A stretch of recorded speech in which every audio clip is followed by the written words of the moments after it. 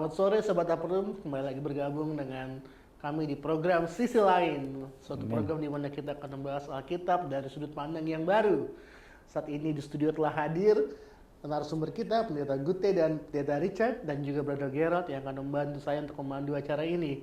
Baik, langsung saja, namun sebelumnya mari kita undang kehadiran Tuhan lalu Roh Kudusnya di dalam doa. Bro Gerard, boleh bantu kita dalam doa? Oke, mari kita bersatu dalam doa. Tuhan Allah besar yang bertata dalam kerjaan surga, terima kasih atas kesempatan kali ini Tuhan. Di sini kami sudah berkumpul bersama beberapa narasumber. Kami akan membahas beberapa pertanyaan Alkitab dan kiranya kami bisa mendiskusikan pertanyaan-pertanyaan ini dan agar kami bisa mengerti dan kami lebih memahami lagi mengenai Alkitab ini dan juga mengenai kuasa-kuasa dan kebaikan Tuhan. Terima kasih Tuhan, berikanlah Roh Kudus dalam hati kami masing-masing supaya kami bisa mendiskusikan dengan benar dan menurut kebenaran Tuhan. Terima kasih Tuhan, apa dosa-dosa yang telah kami perbuat, dalam nama Tuhan Yesus kami sudah berdoa, amin. Amin. Baik, langsung saja kita masuk ke pembahasan kita pada sore hari ini.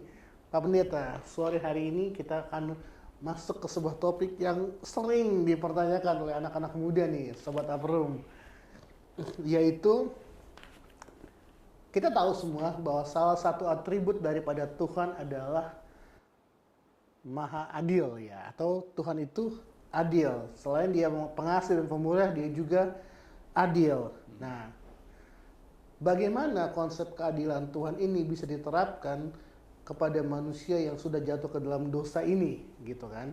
Karena manusia ini biasanya terbagi dalam dua golongan ya, ada yang baik, ada yang nggak baik. Nah, bagaimana caranya Tuhan bisa bersikap adil dalam menyelamatkan ya, atau apakah kriteria yang Tuhan bisa gunakan dengan menggunakan keadilannya untuk bisa menyelamatkan orang-orang ini, entah dia yang masuk golongan baik atau golongan yang kurang baik. Mungkin Pak Pendeta Gute dulu. Berbicara mengenai keadilan, memang ini kita sedang berbicara mengenai karakter Allah ya. Jadi keadilan Allah itu diaplikasikan dalam kasih-Nya juga.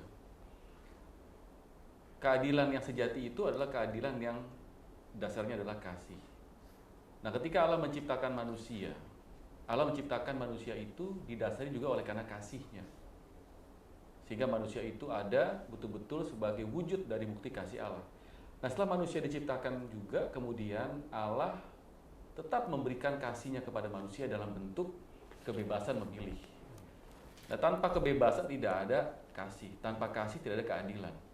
Jadi kebebasan memilih inilah yang kemudian pada akhirnya memberikan pada manusia ruang untuk dapat melihat secara luas bahwa Allah yang menciptakan mereka adalah Allah yang penuh dengan kasih.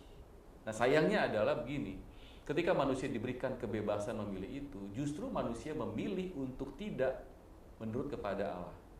Artinya Allah hanya minta sebenarnya balasan kasih-Nya dalam bentuk kasih yang sama diberikan kepada dia. Tapi sayangnya manusia kan nggak melakukan apa yang Allah minta. Di Taman Eden kita tahu ya, Allah katakan semua buah dalam taman ini boleh kamu makan, kecuali satu buah dari pohon pengetahuan. Bayangin aja kalau misalnya ada 1000 pohon apel, let's say ya, 1000 pohon apel ya, yang buahnya manis. Allah hanya tunjuk satu kok di tengah-tengah 1000 pohon itu. Jadi kalau secara hitungan matematika, 1 dibanding 1000 itu rasanya nggak mungkin terjadi, nggak mungkin bisa menang. Tapi kenyataannya manusia justru memilih untuk memakan justru yang dilarang itu. Apa artinya? Artinya adalah manusia tidak merespon kasih Allah dengan membalikan kasih itu kepada Allah. Nah, sejak itulah kemudian dosa terjadi. Pertanyaannya, apakah Allah masih Allah yang sama atau Allah sudah berubah? Karena manusia tidak memilih Dia. Oh, ternyata tetap sama kok. Tetap Allah yang adil, tetap Allah yang kasih juga. Itu sebabnya Allah memilih untuk mati supaya manusia yang harusnya mati akibat pilihan yang salah itu bisa kembali mendapatkan hidup yang kekal. Nah, ini jadi tanpa kebebasan memilih tidak ada keadilan, dan tidak ada keadilan tidak ada kasih juga. Tapi dengan adanya kasih ada keadilan, disitulah kebebasan terjadi, dan itu berlaku untuk semua orang, semua ciptaan Tuhan yang Tuhan ciptakan. Baik. Amin. Ada pertanyaan berikutnya nih, Pendeta. Oke lah, kita bisa mengerti kalau Adam dan Hawa pada saat itu mereka diciptakan Tuhan, mereka bergaul dengan Tuhan, mereka mengenal Tuhan. Tapi seiring berjalannya waktu melalui zaman Nuh dan manusia sudah memulai populasi yang baru ya, dan sampai sekarang bahkan ada orang-orang yang tidak mengenal Tuhan. Bagaimana kebebasan memilih itu bisa dinyatakan kepada mereka oleh Allah yang tidak dikenal oleh mereka? Ini menarik pertanyaan ini ya. Pendeta Marbun. Baiklah. Ya, walaupun untuk membuat sesuatunya itu lebih baik, kalau kita mau tahu bagaimana kebebasan kita memilih sesuai dengan apa yang Tuhan katakan atau tidak, oke. Kita nggak perlu lagi dulu membuka Alkitab. Yang masuk logika aja. Seperti contoh, saudara-saudari kita yang masih berada dalam hutan, di dalam satu wilayah yang terisolasi. Yang mereka tahu adalah menyakiti orang itu tidak baik. Membunuh itu salah. Ya kan? Kalau memang mereka menggunakan hak memilih mereka untuk terus menjaga itu, untuk tidak membunuh, untuk tidak menyakiti orang, Tuhan akan melihat bahwa itulah yang dia tahu. Itulah nikmatnya kita bertuhan ini. Kita yang bertuhan ini bukan seperti mau ujian UN, ujian negara. Mesti kita dapat sekian persen baru lulus. Tidak. Tuhan hanya menuntut apa yang kita tahu, bukan yang kita tidak tahu. Itulah nikmatnya kita yang bertuhan. Kebebasan memilih kita, iya, kita memang ada kebebasan memilih. Tapi untuk melakukan yang benar, itu sesuai dengan apa yang kita tahu. Kalau kita tidak tahu, apakah ada keadilan situ untuk menuntut sesuatu yang tidak kita tahu? Tidak ada. Nah, itu kira-kira jawabannya. Terima kasih. Baik, menarik. Brother Gerald gimana? Ada pertanyaan lagi? Ya, berbicara mengenai Tuhan itu maha adil nih.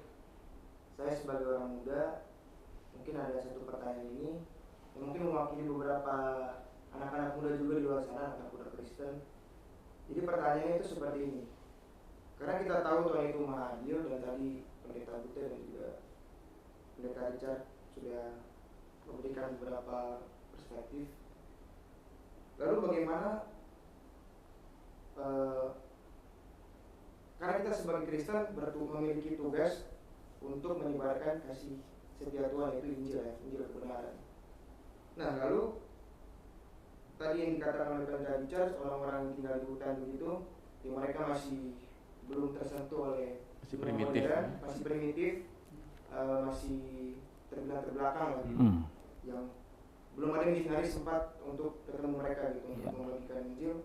Apakah sebaiknya justru kita sebagai Kristen tidak menyebarkan Injil tersebut? Mohon maaf ini kalau agak sedikit kontradiktif ya, tapi ini pertanyaan ingin menanyakan logikanya gitu. Karena kan kalau misalnya kita nih tidak menyebarkan Injil tersebut, orang-orang yang terbelakang tersebut otomatis tidak mengetahui tentang Tuhan gitu ya. Itu sudah pasti. Dan artinya persentase mereka atau apa yang akan dihakimi oleh Tuhan terhadap mereka itu jauh lebih sedikit daripada kalau kita memberitahu Injil itu kepada mereka. Jadi dalam kata lain, persentase atau chance mereka untuk masuk ke surga itu bisa dibilang lebih tinggi, karena apa yang dihakimi terhadap mereka lebih rendah dibanding kita yang sudah tahu mengenai Injil tersebut. Nah, itulah pertanyaan dari saya. Mungkin bisa. Mungkin Pak Pendeta Gute dulu, silakan. Iya, jadi seakan-akan dari pertanyaan ini kita bisa simpulkan begini. Semakin banyak kita tahu, semakin banyak tanggung jawab kita. Dituntut dari kita ya. Dituntut ya. Iya. Semakin sedikit kita tahu, semakin sedikit. Semakin kita nggak tahu, nggak ada tuntutan. Gitu kira-kira ya. Iya. Ya kalau memang nggak ada tuntutan, udah nggak usah kabarkan Injil supaya mereka juga selamat. Kira-kira begitu pertanyaannya. Iya. Ya memang kalau kita berpikir secara logika manusia, kelihatannya itu baik-baik aja. Baik-baik aja. Tetapi tadi kan Pendeta Richard juga sudah sampaikan bahwa meskipun ada kelompok-kelompok masyarakat yang katakanlah sama sekali belum pernah mendengar Injil. Tapi ingat Tuhan sudah juga menaruh pengetahuan dalam hati mereka. Kalau kita baca Alkitab di dalam Yeremia pasal 31 ayat 34 ya. Dikatakan di sana,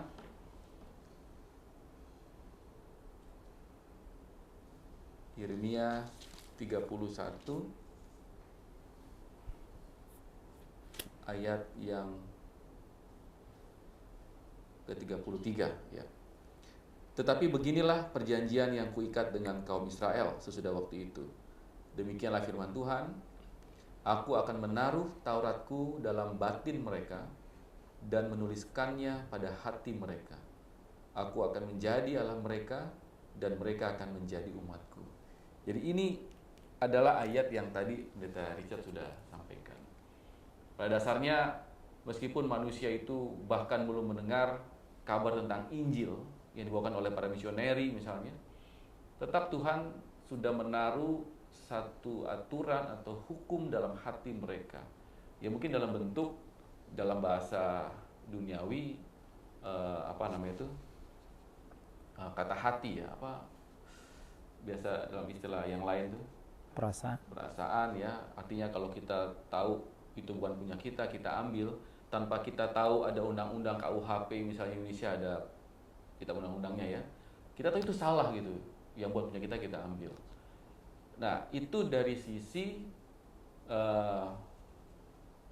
perasaan hati yang Tuhan sudah tahu dalam kehidupan setiap orang. Tapi pertanyaannya bagaimana dengan Injil yang Allah ingin sampaikan? Kalau Injil itu tidak penting, maka sudah tentu Yesus tidak berikan perintah supaya setiap orang yang percaya kepada Dia untuk pergi mengajar dan membaptis, memuridkan mereka menjadi murid Yesus. Tapi karena ada hal penting di dalam pekabaran Injil ini, maka tanggung jawab ini adalah menjadi beban kepada kita semua yang sudah terima kebenaran ini. Amin. Begini, ketika manusia berdosa di Taman Eden, Adam dan Hawa, maka sejak saat itu dosa mengisi dunia ini. Bukan hanya kepada manusia, bahkan alam ya. Bahkan ketika manusia berdosa di Taman Eden, sudah ada yang menjadi korban. Siapa itu? Domba yang disembelih untuk diambil kulitnya supaya dipakai kepada manusia. Itu merupakan satu bukti bahwa akibat dosa itu bukan hanya manusia yang terdampak, tapi juga lingkungan, alam, makhluk yang lain, yaitu hewan dan tumbuhan misalnya. Tetapi bukan hanya pada saat itu juga terus turun. Terjadi kemerosotan moral, terjadi kerusakan alam, terjadi sakit penyakit, penderitaan, dan bahkan kematian. Itu semua akibat dosa. Dan dosa ini bukan hanya terjadi kepada orang-orang yang mendengar kabar tentang Injil itu sendiri, tapi bahkan mereka yang belum mendengar kabar kan juga merasakan juga akibat dosa itu. Itu sebabnya harus disampaikan pada mereka Injil ini bukan untuk menghakimi, tetapi untuk memberikan kabar baik. Amin. Bahwa penderitaan yang mereka alami, penderitaan yang mereka rasakan, ketidakpastian yang mereka takutkan, kan semua orang punya kekhawatiran ya, baik mereka yang bisa baca, yang nggak bisa baca, yang tinggal di kota, tinggal di hutan, mereka punya kekhawatiran. Tapi Injil ini memberikan pada mereka kepastian bahwa semua akan selesai ketika Tuhan datang untuk menyelamatkan dunia ini. Ya, yang pertama kan datang Yesus untuk mati. Karena kematian dialah yang akan mampu untuk menggantikan kematian kita orang berdosa. Tapi belum sampai itu selesai. Ketika Yesus naik ke sorga, dia janji dia akan datang kembali. Untuk apa? Untuk membawa umat-umatnya yang percaya kepada dia, yang menerima Injil itu untuk dibawa ke sorga, hidup kekal selamanya di sorga. Jadi itu mengapa Injil harus disampaikan pada mereka. Bukan untuk menghakimi, bukan untuk membuat mereka semakin tahu, semakin bertanggung jawab dengan akibat yang mereka ketahui, tapi justru memberikan mereka satu pengetahuan yang membawa mereka kepada keselamatan yang sejati. Amin. Oke, baik. Nah, kita masuk nih ke pertanyaan berikutnya ya. Jadi tadi sudah sangat jelas ya dipaparkan oleh pendeta Gute bahwa karena masalah dosa ini terjadi kepada semua makhluk Iya. ya, entah itu manusia, binatang, bahkan alam pun, ekosistem Rusak. tumbuhan pun rusak ya kan oleh karena akibat dosa. Nah, kalau kita bicara Injil tadi, Injil itu kan istilahnya apa namanya, keselamatan, tawaran keselamatan lah sederhananya kan begitu ya. Nah, tawaran keselamatan ini apakah ini ada hubungannya dengan agama, atau apakah ini hanya sebatas tawaran dalam bentuk hubungan antara Allah dengan manusia, atau tawaran ini bersifat apa sih namanya, bersifat eksklusif kepada suatu golongan agama tertentu, dalam hal ini kekristenan dalam hal ini ya. Apakah demikian, atau apakah ini sifatnya hanya hubungan antara Allah dengan manusia, atau apakah ini harus diwujudkan dalam bentuk sistem keagamaan? Bagaimana menurut Pak Pendeta Richard atau Pak Pendeta Gute? Iya, berbicara mengenai keselamatan sudah pasti itu berbicara hubungan antara ciptaan dengan pencipta. Itu sudah pasti. Tetapi ketika kita berbicara kemudian lebih lanjut mengenai agama, tentu secara langsung agama itu ada karena hubungan tadi. Hubungan antara manusia dengan penciptanya dan sebaliknya. Maka ada agama. Dengan kata lain, saya mau katakan bahwa agama itu sebenarnya harusnya menjadi wadah bagi kita untuk berhubungan dengan Tuhan. Dan wadah juga bagi kita untuk mengatur hubungan dengan sesama kita yang juga memiliki hubungan dengan Tuhan, dengan pencipta. Artinya agama itu harusnya menuntun kita menjadi lebih baik, lebih teratur, lebih rapih ya. Agama itu harusnya menjadikan kita menjadi lebih baik, ya, gitu ya pendeta ya. Harusnya seperti itu. Tapi masalahnya adalah banyak orang yang menempatkan agama melebihi dari hubungan, melebihi dari konten agama itu sendiri. Jadi agama itu di atas dari hubungan dia dengan Tuhan. Ini seringkali akhirnya jadi masalah ketika bicara soal agama. Agama yang harusnya menjadikan orang menjadi baik, tapi justru menjadikan orang menjadi lebih eksklusif, lebih fanatik, lebih ekstremis, dan misi dari agama itu akhirnya nggak sampai. Nah, jadi kita bersyukur ada agama, tapi yang paling penting adalah apakah dengan agama yang kita ada di dalamnya itu hubungan kita akan lebih baik dengan Tuhan atau menjadi tidak lebih baik. Apakah dengan agama hubungan kita dengan sesama lebih baik, atau justru karena agama jadi terbatas hubungan kita dengan sesama kita. Nah, ini yang kita perlu untuk pahami lebih baik. Mungkin Pendeta Richard ada hal yang mau ditambahkan. Ya. Terima kasih Pak Pendeta Gute. Ini sebenarnya berhubungan dengan pertanyaan pertama tadi mengenai Injil. Kenapa Injil harus dikabarkan? Ya memang satu contoh, memang Tuhan sudah meminta bagi hamba-hambanya untuk mengabarkan. Seperti Markus 16 ayat 15. Lalu ia berkata kepada mereka, pergilah ke seluruh dunia, beritakanlah Injil kepada segala makhluk. Lalu apa gunanya Injil? Jadi kita harus ingat, di dalam dunia ini selalu ada peperangan antara yang terang dengan kegelapan. Tadi kan ada pertanyaan, ya kalau memang mereka cuma tahu segitu, ya udah biar aja mereka tahu segitu. Apa yang kita kabarkan Injil? Karena ini bukan masalah kita sebenarnya. Masalah bagaimana kita dapat melawan musuh kegelapan itu. Jadi semakin kita menggali kebenaran itu, semakin kita tahu bagaimana kita akan melindungi kita punya kehidupan kerohanian kita. Semakin kita mengerti, mendalami firman Tuhan itu, semakin kita dapat membuat firman Tuhan itu sebagai benteng. Ingat, waktu Tuhan saja, waktu dia digoda, Dia mengutip dari Alkitab. Semakin kita banyak mengetahui Alkitab itu, semakin kita dapat membentengi diri kita. Lalu apa hubungannya dengan agama? Yang mesti kita tahu adalah Injil itu juga ada berhubungannya dengan moral. Karena sini dikatakan dalam 2 Petrus 1 ayat 5, justru karena itu kamu harus dengan sungguh-sungguh berusaha untuk menambahkan kepada imanmu kebajikan dan kepada kebajikan pengetahuan. Nah, jadi kita harus berpengetahuan supaya kita dapat melawan si iblis itu. Kita juga harus berpengetahuan supaya kita dapat mensupport teman-teman kita, saudara-saudara kita. Karena begini, saudara-saudaraku, sebagaimana Tuhan mencintai kita untuk mendapatkan kehidupan yang kekal, Tuhan pun mencintai mereka yang di luar sana supaya juga mendapatkan kehidupan yang kekal. Jadi sama seperti saya mendukung seperti apa kata Pendeta Guta. Jadi agama, agama yang baik adalah agama yang selalu mendekatkan diri kita kepada Tuhan.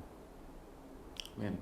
Agama yang baik adalah agama di mana yang selalu belajar Injil untuk Mengenal Tuhan lebih baik. mengenal Tuhan lebih baik dan untuk menambahkan kepada iman kita kebajikan. Ya. Dan kepada kebajikan itu kita akan mendapatkan pengetahuan. Nah, itu. Amin. Amin. Oke. Ya, jadi mungkin kalau kita aplikasi ini, Bro Batara, sama seperti orang yang tahu bawa mobil tapi nggak tahu aturan, ya kan? Jadi dia tahu bawa mobil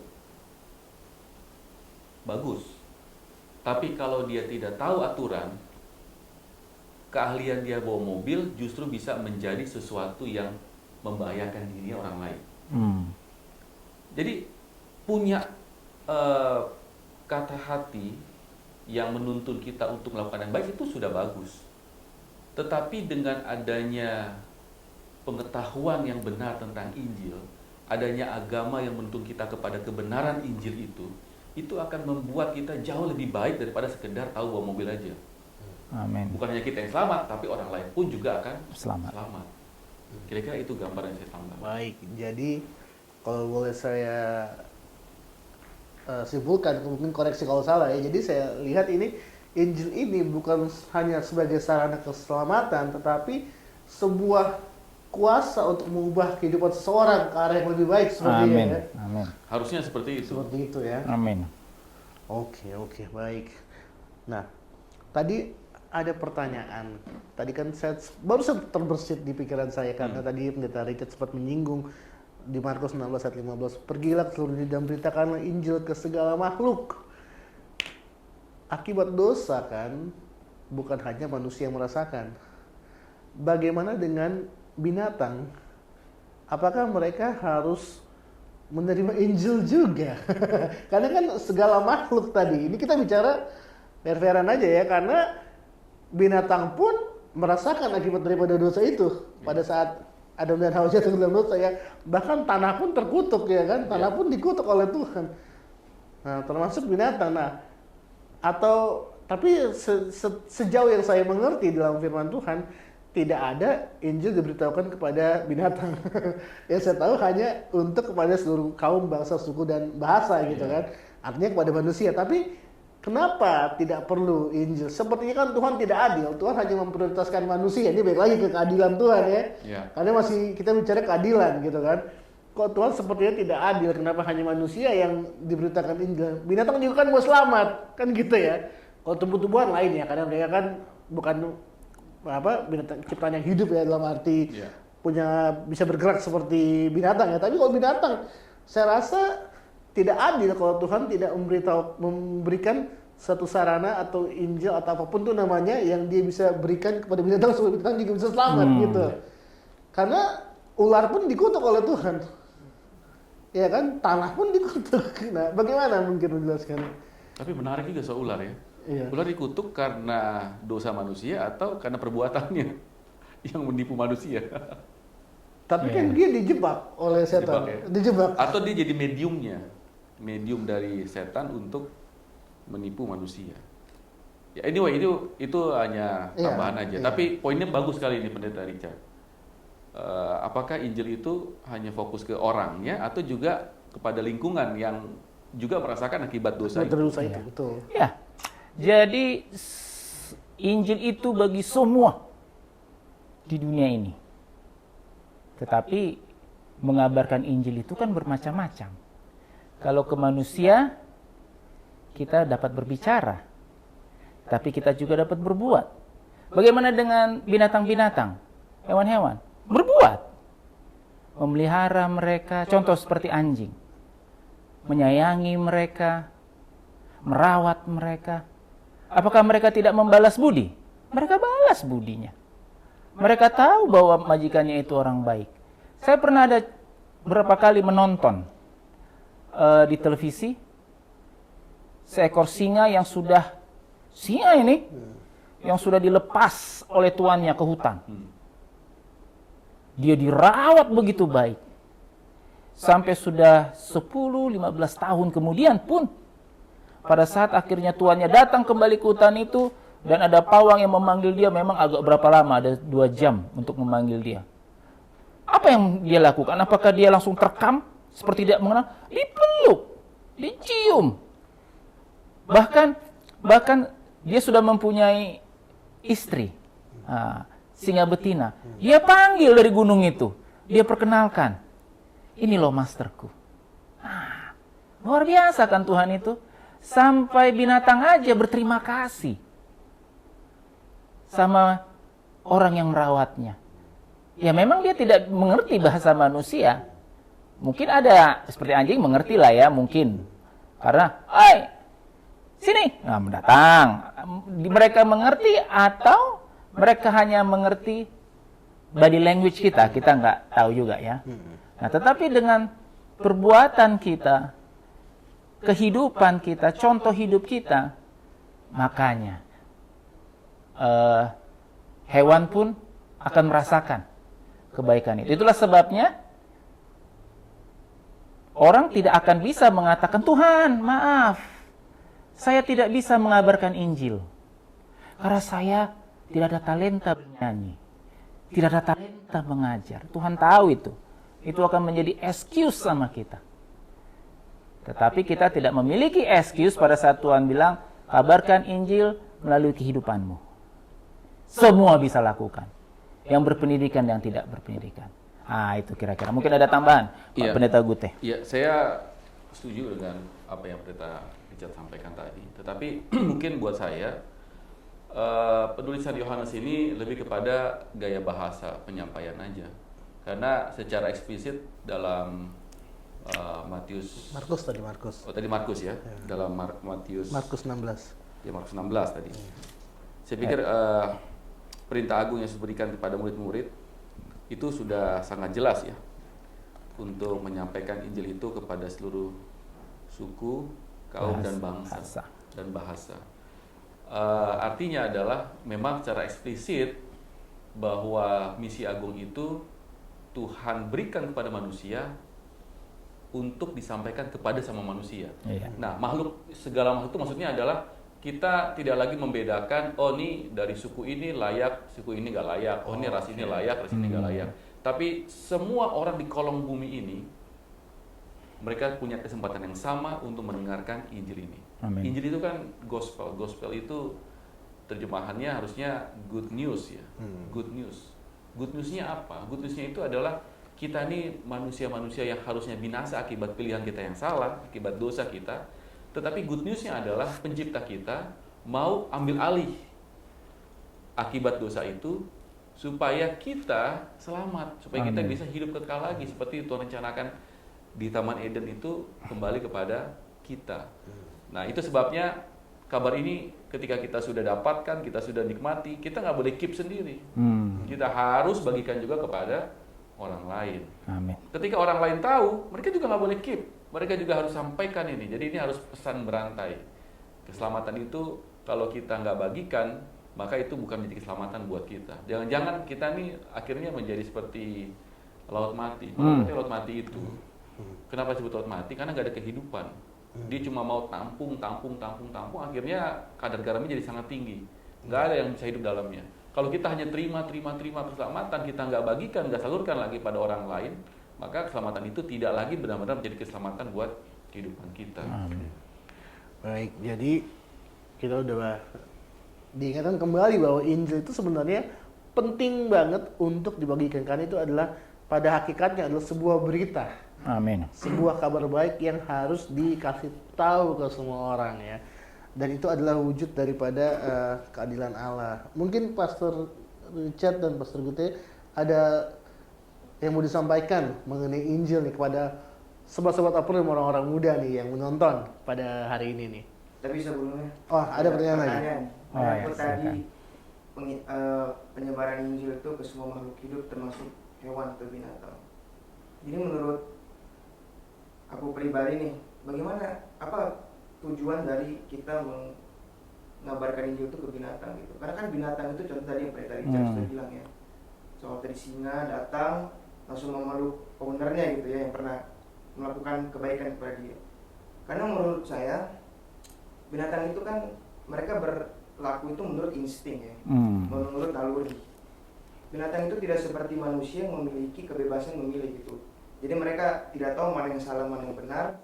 Dan sedangkan manusia tahu itu ada choicesnya. Kita memiliki kebebasan memilih gitu. Benar. Nah, jadi apa tujuan dari tadi dikatakan memberitahukan Injil itu mungkin dengan bahasa isyarat atau gimana, kebaikan ke binatang, apa tujuannya? Karena saya juga setahu saya binatang itu tidak naik ke surga gitu, Iya. cuma manusia. Jadi apa tujuannya? Jadi kembali lagi yang dibilang tadi, Pendeta Gute, dampak Ya. daripada kita, Hewan pun menderita. hewan pun menderita. Bayangkan, waktu pertama kali Adam dan Hawa diciptakan oleh Tuhan, apa yang Tuhan perintahkan? Bekerjalah kamu, rawatlah bumi ini. Ya. Jadi kalau kita mengaku kita orang Kristen, kita harus rawat bumi. Jangan hidup kita menjadi mencelakakan bumi, hidup kotor, tidak peduli dengan tanaman, tidak peduli dengan sekitar-sekitarnya, tidak mencintai. Kalau ada binatang yang baik-baik jalan, kita timpuk, kita bunuh. Nah, itu kan tidak melambangkan bahwa kita itu memiliki pengetahuan dan Injil. Nah, jadi itu dampaknya. Semakin, coba bayangkan ya, contoh, seperti kalau kita, misalnya perkarangan kita seperti taman safari. Siapa yang nggak berbahagia kalau rumah kita perkarangannya seperti taman safari? Lihat kan pawang masuk ke ruang singa, gitu. Coba kalau kita tegur harimau, gitu kan, marah dia. Jadi beda. Jadi lebih kepada action ya. action. Jadi enak kita. Jadi sebenarnya Tuhan memberikan kita hidup itu supaya kita berbahagia. Tetapi lucunya kita nggak mau menerima itu. Nah, itulah kira-kira.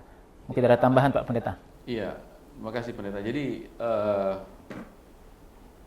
perilaku mereka yang sudah menerima keselamatan itu perilaku yang juga harusnya membagikan keselamatan pada orang lain, sesama manusia.